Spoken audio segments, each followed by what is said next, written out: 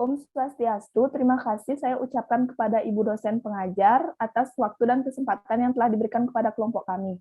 Di sini kami dari kelompok 2 yang akan membahas tentang materi akuntansi produk bersama. Next.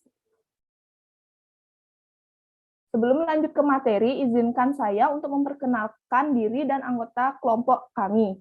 Yang pertama, dengan saya sendiri, Niputu Andin Pratnya Arista dengan NIM 21020222653. Selanjutnya ada Nikade Yuni Astuti dengan NIM 21020222745.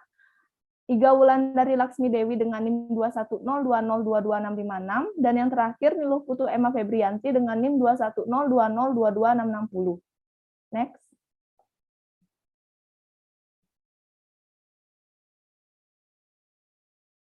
Akuntansi produk bersama. Masalah akuntansi dalam produk bersama adalah masalah pembebanan biaya produk ke masing-masing produk yang dihasilkan agar dapat ditentukan nilai persediaan akhir dan penghasilan laba bersihnya. Metode untuk mengalokasikan biaya bersama ke masing-masing produk. Yang pertama, metode nilai pasar atau nilai jual relatif atau market value. Yang kedua, biaya rata-rata sederhana per unit. Yang ketiga, metode biaya rata-rata tertimbang per unit. Dan yang terakhir, metode kuantitatif unit. Next. Metode nilai pasar. Metode ini mengasumsikan bahwa setiap produk yang dihasilkan dalam proses produksi bersama memiliki nilai jual atau nilai pasar yang berbeda. Perbedaan nilai pasar disebabkan tingkat pemakaian biaya yang berbeda. Terdapat dua metode dalam metode nilai jual relatif, yaitu yang pertama, metode nilai pasar saat split of point, dan yang kedua, metode nilai jual hipotesis. Next. Metode nilai pasar saat split of point. Metode ini digunakan ketika setelah split of point tidak ada proses produksi lanjutan dan harga jual sudah diketahui pada saat itu. Biaya bersama dialokasikan ke masing-masing produk sesuai dengan perbandingan nilai jualnya terhadap nilai jual keseluruhan produk bersama. Next. Contohnya, PT ABC memproduksi 3 macam produk yaitu alfa, beta, dan gamma. Yaitu biaya bersama yang dikeluarkan selama satu periode adalah sebesar 20 juta. Jumlah produksi dan harga jual masing-masing produk tertera pada tabel berikut. Penyelesaiannya, yang pertama produknya alfa, jumlah unitnya 5.000, harga unitnya 1.000. Nilai jualnya didapat dari 5.000 dikali 1.000 mendapatkan 5 juta. Rasionya 22,62%, alokasinya 4.524 dan mendapatkan HPP per unitnya 904,8. Selanjutnya beta, jumlah unitnya 10.000, harga per unitnya 800, nilai jualnya didapatkan dari 10.000 dikali 800 mendapatkan hasil 8 juta. Rasionya 36,20%, alokasinya 7.240, mendapatkan HPP per unit 724. Yang terakhir gamma, jumlah unitnya 7.000, harga per unitnya 1.300, mendapatkan nilai jual jumlah unit dikali harga unit yaitu 9.100.000, mendapatkan rasio 41,18%, alokasinya 8.236, mendapatkan HPP per unitnya 1.176,5. Jumlahnya nilai jual dijumlahkan dari produk pertama sampai terakhir mendapatkan total 22.100.000, rasionya 100% dan alokasinya 20 juta. Sekian pemaparan dari materi saya. Untuk selanjutnya, pemaparan materi mengenai metode nilai jual hipotesis akan dijelaskan oleh Iga Wulandari Laksmi Dewi. Waktu dan tempat saya persilahkan. Terima kasih atas waktu yang diberikan. Di sini saya akan membawakan materi metode nilai jual hipotesis. Apabila suatu produk tidak bisa dijual pada saat titik pisah, maka harga tidak dapat diketahui pada saat titik pisah. Produk tersebut memerlukan proses tambahan sehingga harga jual tidak dapat diketahui sebelum dijual atau setelah titik pisah. Dasar yang dapat digunakan dalam mengalokasikan biaya bersama adalah harga pasar hipotesis. Harga pasar hipotesis adalah nilai jual suatu produk setelah dihipotesis lebih lanjut dikurangi dengan biaya yang dikeluarkan untuk memproses lanjutan setelah pemisahan. Selanjutnya, di sini ada contoh dengan menggunakan data perusahaan PT ABC. Pada contoh soal metode nilai pasar, diketahui biaya proses lanjutan masing-masing produk adalah sebagai berikut. Di sini ada keterangan unit produksi, harga jual unit, biaya proses lanjutan unit. Di sini ada produk alfa, produk beta, dan produk gamma. Untuk penyelesaiannya, harga jual itu ada 1.000, biaya tambahannya 400, nilai hipotesisnya 600. Itu nilai jual hipotesis didapatkan harga jual dikurangi biaya tambahan dan dapatkan 600. Untuk jumlah produk itu ada 5.000 dan nilai jualnya 3 juta. Nilai jual didapatkan dari nilai jual hipotesis dikali jumlah produk. Dan untuk rasionya ada 22,06%. Terus ada alokasi, itu alokasinya rasio dikali dengan 20 juta dan mendapatkan alokasi 4.412.000. Dan untuk HPP-nya ada 882,4. Terus yang selanjutnya ada beta. Beta harga jualnya 800, biaya tambahannya 300, dan nilai jual hipotesis mendapatkan 500. Untuk jumlah produk dapatkan 10.000. Untuk nilai jual itu mendapatkan 5 juta. Rasio ada 36,76%. Dan untuk alokasi mendapatkan hasil 7.352.000. Dan untuk HPP-nya 735,2. Yang terakhir ada gamma. Harga jualnya 1.300, biaya tambahan 500, nilai jual hipotesis adalah mendapat 800, untuk jumlah produknya 7.000, nilai jual mendapatkan hasil 5.600, rasionya 41,18%, dan untuk alokasi yang mendapatkan 8.236.000. HPP-nya ada 1.176,6. Untuk nilai jual mendapatkan total hasil 13.600 dan untuk rasionya ada 100%. Dan untuk alokasinya mendapatkan total 20 juta. Selanjutnya, biaya rata-rata sederhana per unit atau metode rata-rata biaya per satuan. Metode ini berupaya untuk mendistribusikan total biaya produksi gabungan ke berbagai produk atas dasar biaya per unit. Metode ini digunakan jika dari suatu proses produksi bersama dihasilkan beberapa produk yang bisa diukur dalam satuan yang sama, meskipun dalam kualitas yang berbeda-beda. Selanjutnya, di sini ada contoh soal lagi.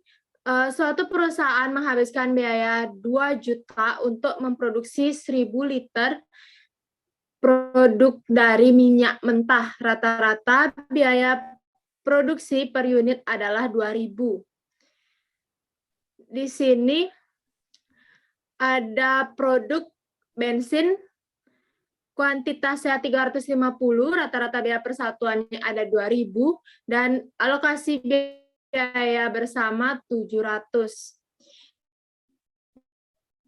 Dan untuk pelumas ada 210, rata-rata biaya persatuannya 2.000, alokasi biaya bersamanya ada mendapatkan 500. 300, rata-rata biaya persatuan 2.000, dan alokasi biaya bersama dapatkan 600.000. Dan yang terakhir ada solar, kuantitasnya 100, rata-rata biaya persatuannya 2.000, untuk alokasi biaya bersama dapatkan 200.000. Jumlah dari keseluruhan kuantitas mendapatkan 1.000, dan untuk alokasi biaya bersama mendapatkan 2 juta. Sekian materi yang bisa saya sampaikan. Saya kembalikan kepada moderator. Terima kasih. Baik, terima kasih untuk Iga Wulandari atas pemaparan materinya. Untuk materi selanjutnya mengenai metode rata-rata tertimbang akan dijelaskan oleh Emma Febrianti. Untuk waktu dan tempat saya persilakan. Baik, terima kasih atas waktu dan kesempatan yang telah diberikan. Di sini saya akan melanjutkan ke materi selanjutnya, yaitu tentang metode rata-rata tertimbang. Di mana pada banyak industri, metode-metode yang telah dibahas di atas tidak dapat memberikan solusi yang memuaskan dalam mengalokasikan biaya bersama, karena tidak mempertimbangkan segi kualitas dari suatu produk. Sehingga muncullah metode yang menggunakan bobot sebagai presentasi dari ukuran besarnya unit, kesulitan pembuatan, waktu yang dibutuhkan, dan sebagainya sebagai dasar untuk mengalokasikan biaya bersama. Penentuan alokasi biaya bersama pada setiap produk didasarkan atas perkalian jumlah unit produk dengan angka penimbang, dan hasilnya digunakan sebagai dasar untuk alokasi. Selanjutnya,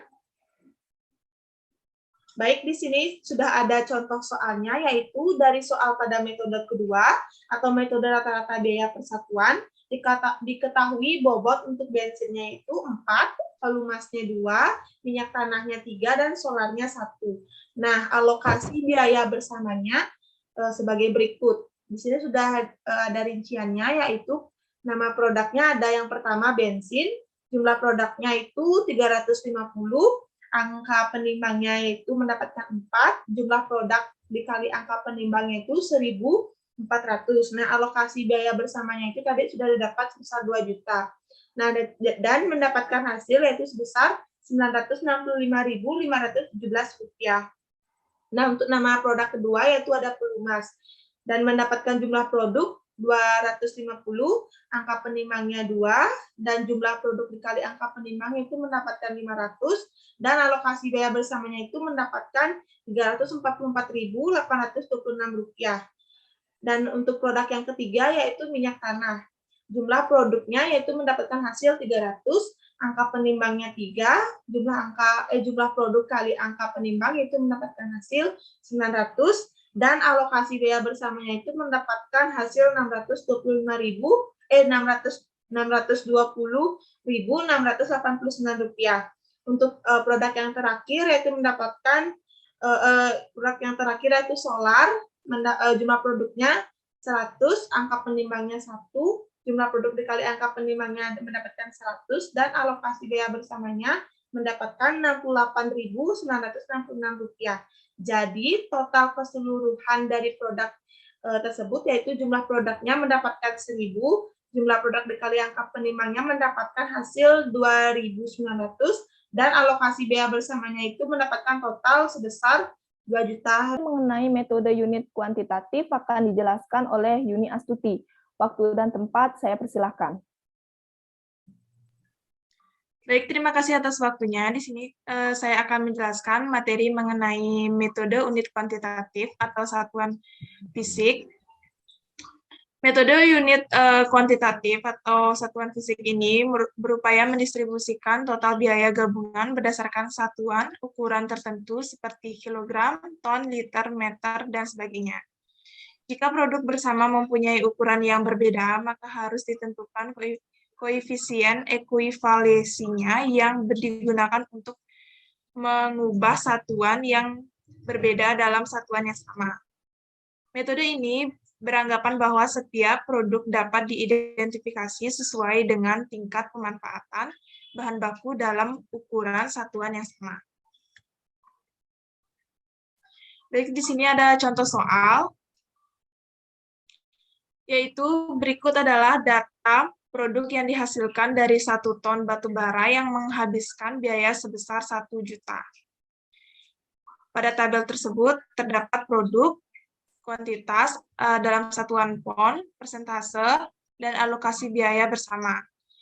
Dalam produk yang pertama yaitu ada kokas. Kokas ini mempunyai kuantitas yaitu 1.200 pon dan dengan persentase 60%, dengan alokasi biaya bersamanya itu 600.000. Dan selanjutnya yaitu ada terbatu bara, di sini kuantitasnya 300 pon, persentasenya 15%, dan alokasi biaya bersamanya 150.000. Dan yang terakhir itu ada gas. Di sini ada kuantitas, yaitu 500 pon, persentasenya itu 25%, dan alokasi biayanya bersamanya itu 250. Selanjutnya, di sini ada jumlah, yaitu untuk kuantitas, jumlahnya menjadi 2.000, persentasenya 100%, dan alokasi biaya bersamanya itu 1 juta. Sekian pemaparan materi dari saya. Untuk waktu dan tempat saya kembalikan ke moderator. Terima kasih. Baik, terima kasih pemaparan materi yang terakhir dari Yuni Astuti. Next. Berakhir sudah video presentasi dari kelompok kami. Jika ada salah kata, saya perwakilan mohon maaf. Saya akhiri dengan Parama Santi. Om Santi, Santi, Santi, Om.